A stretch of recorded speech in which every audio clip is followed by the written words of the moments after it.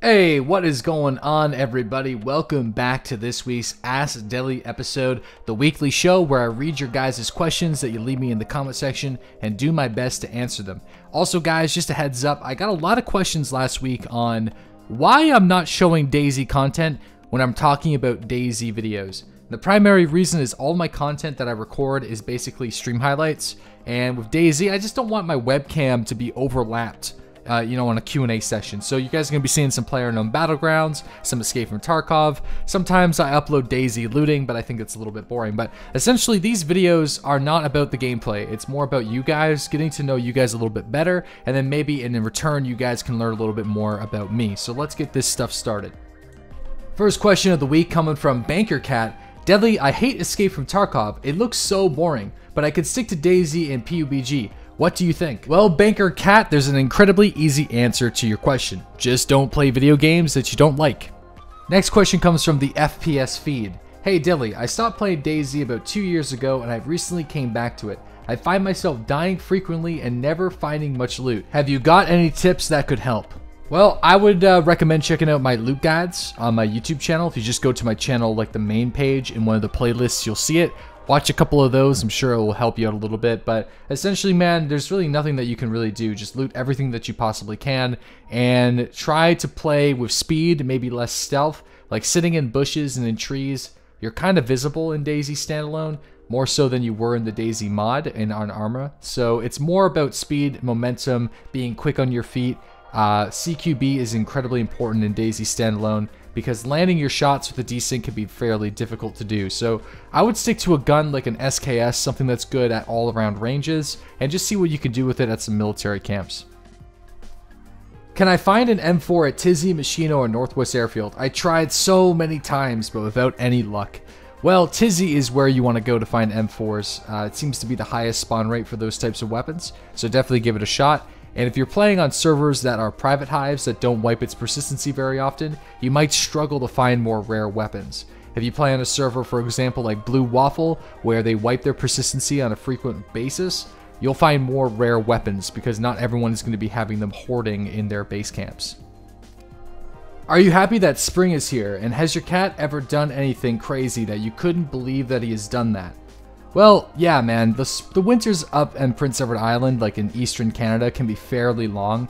Like, we're talking snow from mid to late November up until now. It was actually snowing yesterday, April 22nd, and I've even seen it snow up till May 18th once when I was in junior high school. So there can be long winters, and you can't really do much outside other than like snowmobile, maybe do some snowshoeing, maybe some light exercise like shoveling snow or something. But for the most part, there's not a whole lot that you can do. So there's a lot of time that you're spent cooped up, which is great for streaming and making YouTube videos, but you know, you just don't get enough sunlight. So actually yesterday I took the day off. I went fishing with my friend, caught a couple trout, we cooked them up. It was a good time, and I'm pretty excited to do more of that kind of stuff. Now that the snow has melted, the ground isn't frozen anymore, and I can start getting out there and doing some tasks around my property, and also maybe going on some crazy adventures on the Snapchat. Next question coming from Danny. You explained to me on Twitch that you still receive payments for Twitch Prime. Is it the same way for YouTube Red? Yes, actually. YouTube Red uses a system that's very similar to Netflix. So essentially, your YouTube Red subscription gets split amongst all of the broadcasters that you watch on a monthly basis. So let's say that you're a YouTube Red subscriber and you really only watch my channel and maybe another channel, then I'm going to be getting more money actually from your YouTube Red subscription than say somebody who spreads it around to like 10, maybe 20 different broadcasters or content creators. With Twitch Prime, Amazon covers the fee, the $2.50 that I earn on every sub on Twitch. I get that. So it's a Twitch Prime subscriber and a regular Twitch subscriber is actually the exact same thing, which is really good. Twitch Prime has been an absolute game changer when it comes to supporting smaller broadcasters like myself. Like before Twitch Prime, I think I had 250 subscribers, and I've had up to 760. Currently, I think we're now around 690. So we fluctuate more with Twitch Prime, but it's a better thing. It's there to support broadcasters more and to give them more financing so they can do more exciting and crazy things. Next question coming from Isaac. You think they'll ever add machine guns in Escape from Tarkov, like the M249, the RPK, and stuff like that? Sure, I'm sure it's in their plans. They want to add a lot of guns to Tarkov, so light machine guns are definitely going to be introduced into the game at some point. Do you ever think that devs will add in helicopters or planes? Yes. Where is the best place to find pouches for the special vest? The only place you can find them is on helicopter crashes, NATO helicopters, and I believe you can even find them on Russian ones sometimes. It's rare, but I believe I've seen pouches on those before. Next question comes from Arctic Gaming. Any tips for memorizing the maps and roads well? I have more experience in Arma 2 than DayZ, but I still cannot memorize routes or towns, making going anywhere off the coast very difficult. Okay, next time you launch DayZ standalone, here's what I want you to do. Press Shift and Tab to open up a web browser using your Steam overlay and go to a DayZ map. It can be any DayZ map website, dayztv.com/map, dayzdb.com/map, or I Survive. There's lots of different maps out there. Open it up and just press Shift and Tab whenever you need a map. You don't actually need to find one in game. It's probably the best way of making it happen, and it doesn't require you to have a second monitor. The next question coming in from Connor Thompson. Hey Deadly, as far as DayZ standalone goes, whenever the game gets unstable, what maps and mods do you think you would enjoy that the most? We've done Ask Deadly episodes specifically talking about that topic before, so I highly recommend you go and try to find those on my channel. But to make it easy, the map I'm looking forward to the most is Namalsk, which is probably going to be the first modded map for DayZ standalone. It's already been confirmed. And the mod I'm looking forward to the most, if it is ever going to happen, would be DayZ Life. What's your internet speed and what speeds do you recommend for content creators? My internet speed is 100 down, 50 up, and I would recommend for broadcasting, you need to have at least 2.5 upload speed, but you got to keep in mind that you're going to need a little bit more than that, like a buffer zone to connect to the Twitch servers.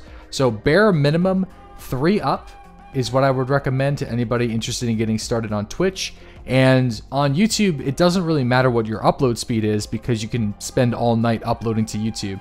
But I would recommend just trying to get as much upload speed as you possibly can. That's the most important thing. Don't worry about your download speed. You want to haggle your ISP for as much upload as possible. Well guys, surprisingly, those are all of the questions that I received last week's video that were not too crazy long or ones that I could actually answer on broadcast. So I want to thank you guys so much for writing your comments and watching the videos, checking out some of the Escape from Tarkov stuff and the PlayerUnknown Battleground stuff. 2 brand new games that I'm starting to cover on my channel, and I know that you guys have been very supportive of that. Just a reminder to any of my new YouTube subscribers, I am actually a daily Twitch broadcaster. I stream every single day starting at 8:30 a.m. Eastern Standard Time and Sundays at noon. And what you guys can expect from here out in the future is a variety of different content that is going to be uploaded to the channel. A lot of Escape from Tarkov, a little bit of PUBG, some more DayZ. Probably DayZ will still be dominating my channel, but I'm not going to be covering as much DayZ news stuff until they actually start writing status reports with information regarding patches that will be happening soon, or updating Trello with new cool information or pictures or animations and things like that. To be completely honest, we haven't been receiving a whole lot of information about 0.62 in the status reports, and I think the developers need to start doing that, unless we're going to be bypassing 0.62 altogether and just jumping directly into 0.63. There was a 0.63 test server that was live on the experimental phase, but it wasn't for public access, but somebody did catch it. So they've done this before. I don't know if you guys remember, but in DayZ 0.56 to 0.57, so they actually 0.56 was completely bypassed, I believe. It was either that or 0.57, one of those times. Anyway, so there was a really bad experimental patch and they just skipped it completely. And I think given the amount of pressure that is currently on the developers, I think it's not unreasonable to believe that 0.62 and 0.63 will just be pushed together on experimental. Here's the hoping though. I would love to see something new on DayZ standalone side before the summertime. I don't think my April deadline that I kind of gave the devs in my video I uploaded 2 weeks ago is going to happen. They don't need to listen to a YouTuber like me. I'm sure somebody wrote last week that they don't think they're doing their best. the developers, that is, for DayZ. But honestly, there's an immense amount of pressure that's on their shoulders right now from the DayZ community to get this shit done right. And I'm not trying to sympathize with those guys at all. Like, they've had time. They've had years and years and years of time to finally make this shit work. But the pressure's on, man. They're in the hot seat, and I think they know that. So I'm really hoping that 0.63 or the next experimental patch will be the one that brings people back into the game. Because if it's not, I'll be fearful of it. But anyways, guys, that's going to be it for this week's Ask Deadly episode. Thank you so much for watching, and I'll see you guys tomorrow for some more DayZ, Escape from Tarkov, and PUBG. Have a great weekend, guys.